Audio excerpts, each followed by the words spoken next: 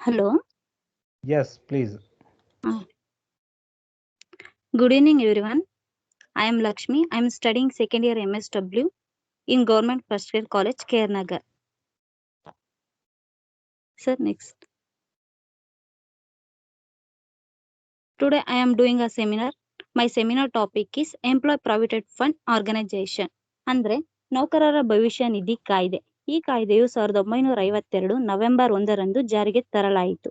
ಈ ಕಾಯ್ದೆಯ ಪ್ರಮುಖ ಉದ್ದೇಶ ಏನಂತಂದ್ರೆ ನಿವೃತ್ತಿ ನಂತರದ ಜೀವನ ಹೇಗೆ ಎಂಬುವ ಉದ್ದೇಶದಿಂದ ಇಟ್ಕೊಂಡು ಈ ಕಾಯ್ದೆನ ಜಾರಿಗೆ ತರಲಾಗಿದೆ.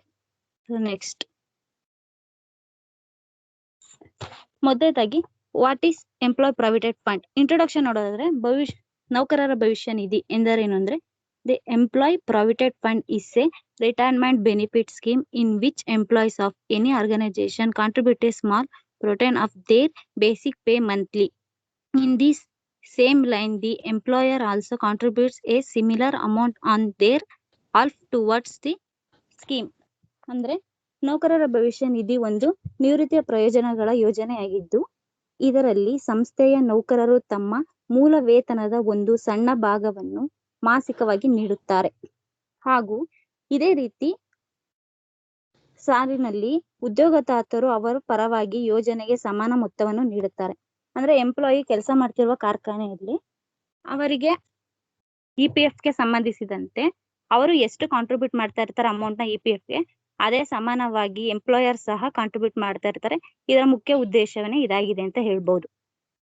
Sir, next, understanding of EPFO ಅಂದ್ರೆ every employees is allotted a unique universal account number UNA by the employee provident fund organization EPFO. The employees EPFO account is linked with the UNA which is valid throughout the employee's life.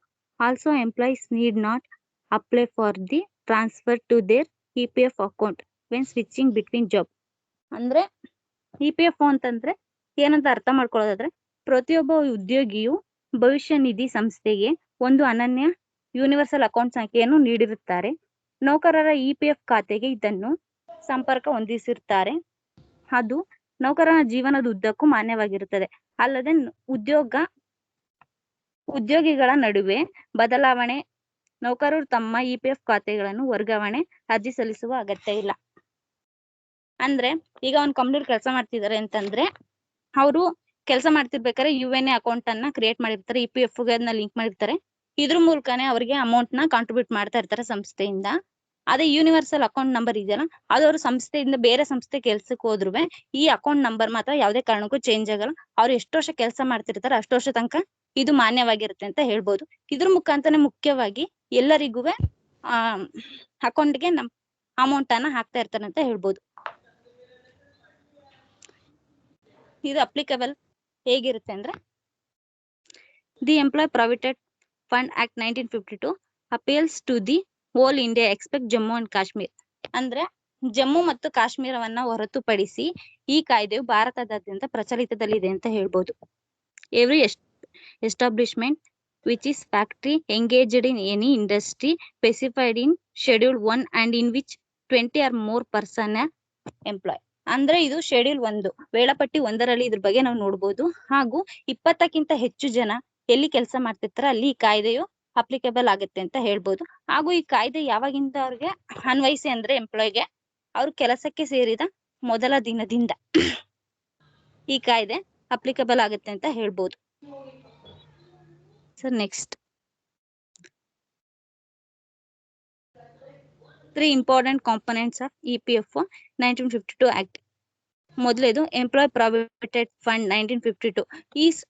ಈ ಕಾಯ್ದೆಯ ಪ್ರಮುಖ ಉದ್ದೇಶ ಅಂತಂದ್ರೆ retirement saving. ಅವರು ಕೆಲಸದ ನಿವೃತ್ತಿ ಹೊಂದಿದ ನಂತರ ಅವರ ಜೀವನ ಹೇಗ್ ನಡೆಸಬೇಕು, ಅದಕ್ಕೆ ಹಣದ ಸಹಾಯ ಹೇಗ್ ಮಾಡ್ಬೇಕು ಅನ್ನೋ ಉದ್ದೇಶದಿಂದನೇ ಈ ಕಾಯ್ದೆನ ಜಾರಿಗೆ ತರಲಾಯಿತು. ಎರಡನೇದು ಎಂಪ್ಲಾಯ್ ಪೆನ್ಷನ್ ಸ್ಕೀಮ್. ಈ ಪೆನ್ಷನ್ ಸ್ಕೀಮ್ ಹೇಗೆ ಅಂತಂದ್ರೆ ಇದಕ್ಕೆ ಎಂಪ್ಲಾಯಿ ಯಾವುದೇ ರೀತಿ ಕಾಂಟ್ರಿಬ್ಯೂಟ್ ಮಾಡೋದಿಲ್ಲ. ಇದಕ್ಕೆ ಎಂಪ್ಲಾಯರ್ ಮಾತ್ರ ಕಾಂಟ್ರಿಬ್ಯೂಟ್ ಮಾಡ್ತಿರ್ತಾರೆ. ಆದ್ರೆ ಅವರು ಸಡನ್ ಆಗಿ ಕೆಲಸ ಏನಾರು ಬಿಟ್ಬಿಟ್ರೆ ಇದು 10 ವರ್ಷಕ್ಕಿಂತ ಮುಂಚೆ ಏನಾರು ಕೆಲಸ ಬಿಟ್ರೆ ಈ ಅಮೌಂಟ್ ನ ಡೈರೆಕ್ಟ್ ಆಗಿ ತಗೋಬಹುದು. 10 ವರ್ಷ ನಂತರ ಕೆಲಸ ಬಿಟ್ರೆ ಅವರು ಇದು ಪಿಂಚಿನಾಗಿ ತಿಂಗಳು ಅವ್ರ ಅಕೌಂಟ್ಗೆ ಬರುವಂತಹ ಸಾಧ್ಯತೆಗಳಿದೆ. ಹಾಗೂ ಇದು 10 ವರ್ಷ ಕಂಪ್ಲೀಟ್ ಆಗಿದ್ರೆ ಮಾತ್ರ ಇದು ಪೆನ್ಷನ್ ಆಗಿ ಕನ್ವರ್ಟ್ ಆಗೋದು. ಅದಕ್ಕಿಂತ ಕಡಿಮೆ ಅವಧಿ ಕೆಲಸ ಮಾಡಿದ್ರೆ ಈ ಪೆನ್ಷನ್ ಆಗಿ ಕನ್ವರ್ಟ್ ಆಗಲ್ಲ ಅಂತ ಹೇಳ್ಬೋದು. Employee deposit linked insurance scheme ಅಂದ್ರೆ ಈಗ ಎಂಪ್ಲಾಯ್ ಕೆಲಸ ಮಾಡ್ತಿರ್ತಾರೆ, ಅವ್ರೇನ ಸಡನ್ ಆಗಿ ಡೆತ್ ಆಗ್ಬಿಟ್ರೆ ಈ ನಾಮಿನಿ ಯಾರು ಮಾಡಿರ್ತಾರೆ ಅವ್ರ ಅಕೌಂಟ್ಗೆ, ಅವ್ರು ಸಡನ್ ಆಗಿ ಸತ್ತೋದ್ರೆ ಎಂಪ್ಲಾಯ್, ಅವಾಗ ನಾಮಿನಿ ಯಾರು ಮಾಡಿರ್ತಾರೆ ಅವ್ರ ಅಕೌಂಟ್ಗೆ ಡೈರೆಕ್ಟ್ ಆಗಿ ಇದು EPF ಗೆ ಸಂಬಂಧಪಟ್ಟಿದ ಅಮೌಂಟ್ ಎಲ್ಲ ಅವ್ರ ಅಕೌಂಟ್ಗೆ ಹೋಗುತ್ತೆ ಅಂತ ಹೇಳ್ಬೋದು. ಕಾಂಟ್ರಿಬ್ಯೂಷನ್ ನೋಡೋದಾದ್ರೆ employer contribution 3.67% of basic salary in contributed to provident fund act and 8.33% is submitted to pension scheme. ನಾನು ಮೊದಲೇ ಹೇಳ್ದಂಗೆ ಇದು ಎಂಪ್ಲಾಯರ್ ಎಷ್ಟು ಕಾಂಟ್ರಿಬ್ಯೂಟ್ ಮಾಡ್ತಾರೆ ಅಂದ್ರೆ ಅವರು PF ಗೆ 3.67 ಮಾತ್ರ ಅವರು ಕಾಂಟ್ರಿಬ್ಯೂಟ್ ಮಾಡ್ತಾ ಇರ್ತಾರೆ. ಇನ್ ಮಿಕ್ಕಿದ 8.33% ಪೆನ್ಷನ್ ಸ್ಕೀಮ್ಗೆ ಕಾಂಟ್ರಿಬ್ಯೂಟ್ ಮಾಡ್ತಾ ಇರ್ತಾರೆ. ಆದ್ರೆ ಎಂಪ್ಲಾಯೀಸ್ ಕಾಂಟ್ರಿಬ್ಯೂಟ್ ಡೈರೆಕ್ಟ್ 12% ಏನಿದೆ ಆ 12% ಪೂರ್ಸಿ ಅವರು EPF ಗೆ ಕಾಂಟ್ರಿಬ್ಯೂಟ್ ಮಾಡ್ತಾ ಇರ್ತಾರೆ. ಅಂದ್ರೆ ಇದ್ರ ಡ್ಯೂ ಡೇಟ್ ಯಾವಾಗ ಅಂತಂದ್ರೆ ಈಗ ಸ್ಯಾಲ್ರಿ ನಮ್ಗೆ 5ನೇ ತಾರೀಕು ಆಗಿರುತ್ತೆ, ಆದ್ರೆ 20ನೇ ತಾರೀಕು ಒಳಗಡೆ ಇದನ್ನ ಕಾಂಟ್ರಿಬ್ಯೂಟ್ ಮಾಡಿರ್ಬೇಕು ಅಂತ ಹೇಳ್ಬೋದಾಗಿದೆ. ನೆಕ್ಸ್ಟ್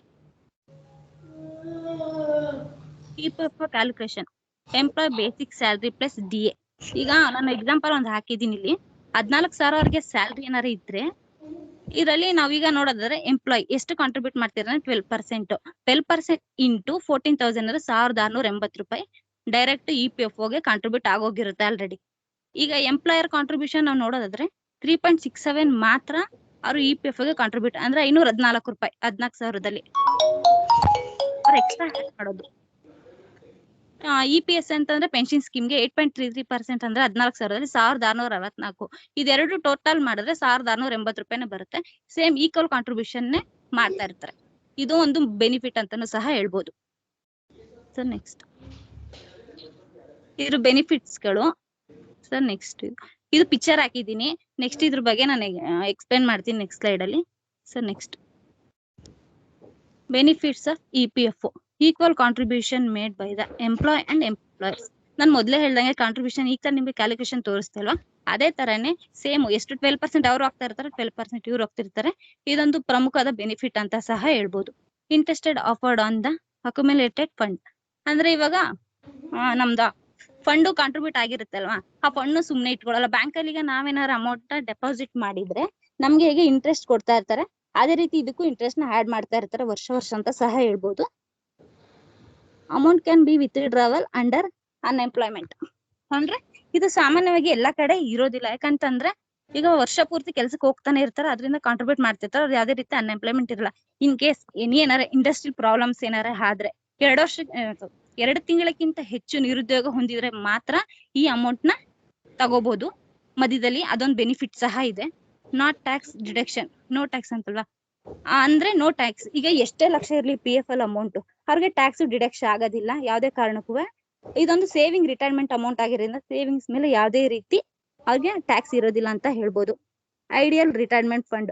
ಐಡಿಯಲ್ ರಿಟೈರ್ಮೆಂಟ್ ಅಂದ್ರೆ ಇದು ಪ್ರಮುಖವಾಗಿ ರಿಟೈರ್ಮೆಂಟ್ ಲೈಫ್ ನ ಹೇಗೆ ಲೀಡ್ ಮಾಡ್ಬೇಕು ಅನ್ನೋ ಇಂಟೆನ್ಷನ್ ಇಟ್ಕೊಳ್ಳೋದ್ರಿಂದ ಈ ಕಾಯ್ದೆ ನಾವು ರಿಟೈರ್ಮೆಂಟ್ ಆದ್ಮೇಲೆ ಇದೊಂದು ಫಂಡ್ ಅಮೌಂಟ್ ನಮ್ಗೆ ಮಂತ್ಲಿ ಪಿಂಚಿನ್ ಮೂಲಕವಾಗಿ ಬರುತ್ತೆ, ಹಾಗೂ PF ಅಕೌಂಟ್ ನ ಒಟ್ಟಿಗೆ ಅಮೌಂಟ್ ಅನ್ನ ತಗೋಬಹುದು. ಅದರಿಂದ ಇದೊಂದು ಪ್ರಮುಖವಾದ ಬೆನಿಫಿಟ್ ಅಂತಾನೆ ಹೇಳ್ಬೋದು. ಇನ್ಶೂರೆನ್ಸ್ ಬೆನಿಫಿಟ್ ನಾನು ಮೊದಲೇ ಹೇಳ್ದಂಗೆ ಫ್ಯಾಮಿಲಿಗೆ ಸಂಬಂಧಪಟ್ಟಂತೆ ಇನ್ಶೂರೆನ್ಸ್ ಇದನ್ನ ಮಾಡ್ಸಿರ್ತಾರೆ. ಇನ್ ಕೇಸ್ ಆ ಎಂಪ್ಲಾಯ್ ಏನಾದ್ರು ಸಡನ್ ಡೆತ್ ಆದಾಗ ಆ ಫ್ಯಾಮಿಲಿಲಿ ಯಾರನ್ನ ನಾಮಿನಿ ಮಾಡಿರ್ತಾರೆ ಅವ್ರು ಡೈರೆಕ್ಟ್ ಆಗಿ ಅಕೌಂಟ್ಗೆ ಇದು ಇನ್ಶೂರೆನ್ಸ್ ಮೂಲಕ ದುಡ್ಡನ್ನ ತಗೋಬಹುದು ಅಂತ ಸಹ ಹೇಳ್ಬೋದು. ಪೋಸ್ಟ್ ಡೆತ್ ಬೆನಿಫಿಟ್, ಇವಾಗ ಅವ್ರು ಕೆಲಸ ಮಾಡ್ತಾ ಇರ್ತಾರೆ, ಅವಾಗ ಏನಾದ್ರು ಅವ್ರು ಸತ್ತೋದಾಗ ಈ PF ಅಮೌಂಟ್ ನ ಸಹ ಅವರು ಅವ್ರ ಫ್ಯಾಮಿಲಿ ಮೆಂಬರ್ಸ್ಗೆ ಕೊಡ್ಬೋದು ಅಂತ ಹೇಳ್ಬೋದು. ಪೆನ್ಷನ್ ಬೆನಿಫಿಟ್ ನಾನು ಹೇಳ್ದಂಗೆ ಈ ಪೆನ್ಷನ್ಗೆ ಎಲಿಜಿಬಲ್ ಇರೋದು 10 years ಎಬೋ ಕೆಲಸ ಮಾಡಿರ್ಬೇಕು. 10 years ಗಿಂತ ಕೆಲಸ ಮಾಡಿಲ್ಲ ಅಂದ್ರೆ ಈ ಪೆನ್ಷನ್ ಅಮೌಂಟ್ಗೆ ಯಾರು ಎಲಿಜಿಬಲ್ ಆಗಿರೋದಿಲ್ಲ. ಈ ಪೆನ್ಷನ್ ಅಮೌಂಟ್ ತಗೊಳಕ್ಕೆ 10 years ಇಲ್ಲ ಅಂತಂದ್ರೆ ಅವ್ರು ಎಷ್ಟು ವರ್ಷ, ಅವ್ರಿಗೆ 60 ವರ್ಷ ತುಂಬ ತನಕ ಕೆಲಸ ಮಾಡ್ತಾರಲ್ವಾ, ಅಲ್ಲಿವರೆಗೂ ಸಹ ಮಾಡಿದ್ಮೇಲೆ ಮಂತ್ಲಿ ಇಷ್ಟ ಅಂತ ಡಿಡಕ್ಟ್ ಆಗಿರೋ ಅಮೌಂಟ್ ಅಲ್ಲಿ ಅವ್ರಿಗೆ 3,000 4,000 ಈ ತರ ಅಮೌಂಟ್ ನ ಅವ್ರಿಗೆ ಮಂತ್ಲಿ ಅಕೌಂಟ್ಗೆ ಹಾಕೊಡ್ತಾರೆ. ಇದೊಂದು ಪ್ರಮುಖವಾದ ಬೆನಿಫಿಟ್ ಅಂತ ಸಹ ಹೇಳ್ಬೋದು. Next eligibility for various types of EPF withdrawal ಅಂದ್ರೆ ಯಾವ ಸಂದರ್ಭದಲ್ಲಿ ನಾವು ಈ PF ಅಮೌಂಟ್ ನ ತಗೊಳಕ್ಕೆ ಎಲಿಜಿಬಲ್ ಇದ್ದೀವಿ ಅನ್ನೋದೊಂದು ಪ್ರಮುಖ.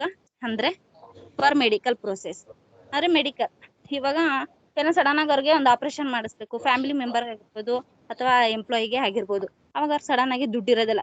ESI ಮುಖಾಂತರ ಅವ್ರಿಗೆ 10 ಲಕ್ಷ ಇದ್ರೆ 5 ಲಕ್ಷ ಕಾಂಟ್ರಿಬ್ಯೂಟ್ ಮಾಡ್ತಾರೆ ESI ಕಡೆಯಿಂದ. ಬಟ್ ಉಳ್ದಿರೋ 5 ಲಕ್ಷ ಎಲ್ಲಿಂದ ತರ್ತಾರೆ? ತರಕ್ಕಾಗಲ್ಲ. ಆದ್ರೆ ಈಗ ಮೆಡಿಕಲ್ ಪ್ರೊಸೆಸ್ ಇರೋದ್ರಿಂದ ಈ ರೀಸನ್ ಕೊಟ್ಟಿ ಅವರು ಅಮೌಂಟ್ ನ ವಿತ್ಡ್ರಾ ಮಾಡ್ಕೋಬಹುದು. ಇದೊಂದು ಕಾರಣವಾಗಿದೆ ಅಂತ ಹೇಳ್ಬೋದು. ಫಾರ್ ರೀಪೇಯಿಂಗ್ ಹೋಮ್ ಲೋನ್ ಅಂದ್ರೆ ಇವಾಗ ಮನೆ ಕಟ್ಬಿಟ್ಟಿರ್ತಾರೆ ಲೋನ್ ತಗೊಂಡು, ಆ ಲೋನ್ ನ ತೀರ್ಸಕ್ ಆಗ್ತಿರಲ್ಲ. ಆಗ ಕರೆಕ್ಟ್ ಆದ ಸಾಕ್ಷಿ ಆಧಾರಗಳನ್ನ ಕೊಟ್ಟಿ ಇದ್ರ ಮೂಲಕ ಅಮೌಂಟ್ ನ EPF ಅಮೌಂಟ್ ನ ತಗೋಬಹುದು ಅಂತ ಹೇಳ್ಬೋದು. ಫಾರ್ ವೆಡ್ಡಿಂಗ್, ಈಗ ಮನೇಲಿ ಮಗ ಮಗಳು ಯಾರು ಇದ್ದೇ ಇರ್ತಾರೆ, ಅವ್ರ ಮದ್ವೆ ಇರುತ್ತೆ, ಇಲ್ಲಾಂದ್ರೆ ಅವ್ರದೇ ಮದ್ವೆ ಇರ್ಬೋದು. ಆ ಸಮಯದಲ್ಲಿ ಅಮೌಂಟ್ ಶಾರ್ಟೇಜ್ ಆಗಿರುತ್ತೆ. ಅವಾಗ ಏನ್ ಮಾಡೋದು ಯೋಚನೆ ಮಾಡೋ ಅವಶ್ಯಕತೆ ಇರೋದಿಲ್ಲ. ಅವ್ರು ಇಷ್ಟು ವರ್ಷ ಕೆಲಸ ಮಾಡಿದಾರೆ ಅಂದ್ರೆ ಅವ್ರ ಅಕೌಂಟ್ ಅಲ್ಲಿ ಇಷ್ಟು ದುಡ್ಡು ಅನ್ನೋದು ಇದ್ದೇ ಇರುತ್ತೆ. ಆ ದುಡ್ಡನ್ನ ಸಹ ಅವರು ಈ ಕಾರಣ ಕೊಟ್ಟು ಅಮೌಂಟ್ ನ ತಗೋಬಹುದು. ಫಾರ್ ರಿನೋವೇಟಿಂಗ್ ಅಂಡ್ ರೀಕನ್ಸ್ಟ್ರಕ್ಟಿಂಗ್ ಹೌಸ್ ಅಂತಂದ್ರೆ ಈಗ ರಿನೋವೇಟಿಂಗ್ ಏನಾದ್ರೆ ಮನೆ ಆಲ್ಟರ್ನೇಟ್ ಮಾಡ್ಬೇಕು, ಈಗ ಡೆಮಾಲಿಶ್ ಮಾಡಿ ಹೊಸ ಮನೆ ಕಟ್ಬೇಕು ಅನ್ನೋ ಉದ್ದೇಶಗಳು ಏನಾದ್ರು ಇಟ್ಕೊಂಡಿರ್ತಾರಲ್ಲ, ಆ ಟೈಮಲ್ಲಿ ಅವ್ರ ಅಮೌಂಟ್ ನ ತಗೋಬಹುದು. For purchasing for constructing A new house, ಈಗ ಹೊಸ ಮನೆ ಕಟ್ಟಿರೋ ಯಾರು ತಗೋತಿರ್ತಾರೆ ಅಥವಾ ಹೊಸ ಮನೆ ಕಟ್ಟಿಸ್ಬೇಕು ಅನ್ನೋ ಉದ್ದೇಶ ಇಟ್ಕೊಂಡಿರ್ತಾರಲ್ಲ, ಆ ಟೈಮಲ್ಲಿ ಈ ತರ ನಾವು ಮನೆ ತಗೋತಿದೀವಿ ಆತರ ಅಂತ ಹೇಳಿ ಲೋನ್ಗೆ ಅಪ್ಲೈ ಮಾಡಿ ಲೋನ್ ನ ಸಹ ತಗೋಬಹುದು ಇದ್ರ ಮುಖಾಂತರ. ರಿಟೈರ್ಮೆಂಟ್ ನಾನು ಮೊದ್ಲೇ ಹೇಳ್ದಂಗೆ ರಿಟೈರ್ಮೆಂಟ್ ಆದ್ಮೇಲೆ ಈ ಅಮೌಂಟ್ ಗ್ಯಾರಂಟಿ ಬಂದೇ ಬರುತ್ತೆ ಅಂತಾನೆ ಹೇಳ್ಬೋದು. ಅನ್ಎಂಪ್ಲಾಯ್ಮೆಂಟ್ ನಾನು ಹೇಳ್ದಂಗೆ 2 ತಿಂಗಳಿಗಿಂತ ಕಡಿಮೆ ನಿರುದ್ಯೋಗ ಹೊಂದಿದ್ರೆ ಕೆಲಸ ಮಾಡೋ ಸಂದರ್ಭದಲ್ಲಿ ಆ ಸಮಯದಲ್ಲಿ ಈ ಅಮೌಂಟ್ ನ ನಾವು ತಗೋಬಹುದು ಅಂತ ಹೇಳ್ಬೋದು.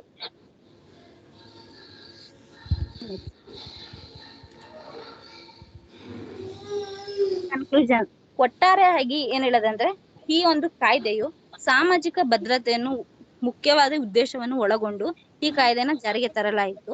ಈಗ ರಿಟೈರ್ಮೆಂಟ್ ಆದ್ಮೇಲೆ ನಮ್ ಲೈಫ್ ಹೇಗ್ ಲೀಡ್ ಮಾಡ್ಬೇಕು ಏನು ಅಂತ ನಾವು ಚಿಂತೆ ಮಾಡ್ತಾ ಇರ್ತೀವಿ. ಆದ್ರೆ ಈ ಕಾಂಟ್ರಿಬ್ಯೂಟ್ ಆಗಿರೋ ಅಮೌಂಟ್ ಬಂದಾಗ ತಿಂಗಳು ಇಷ್ಟು ಅಂದಾಗ 4,000 5,000 ಇತ್ತು ಬಂದಾಗ ಏನೋ ಒಂದು ಅವ್ರ ಜೀವನ ಒಬ್ರ ಹತ್ರ ಕೇಳ್ದೇನೆ ಜೀವನ ನಡೆಸ್ಬೋದು ಹೇಗೆ ಅನ್ನೋ ಉದ್ದೇಶ ಇಟ್ಕೊಂಡು ಈ ಕಾಯ್ದೆನ ಜಾರಿಗೆ ತರಲಾಯಿತು.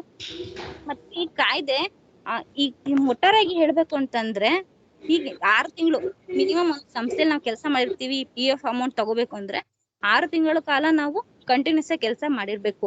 ಅದಕ್ಕೆ ನಾವು 6 ತಿಂಗಳು ಕಾಂಟ್ರಿಬ್ಯೂಟ್ ಮಾಡಿದ್ರೆ ಮಾತ್ರ.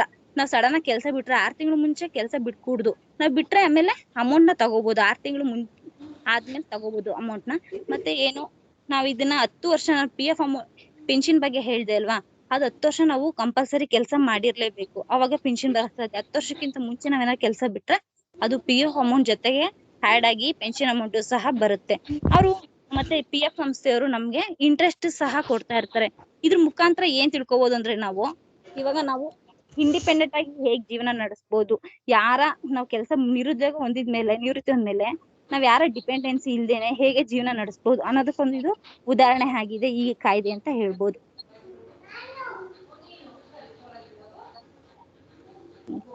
Thank you all. For any question, ask me.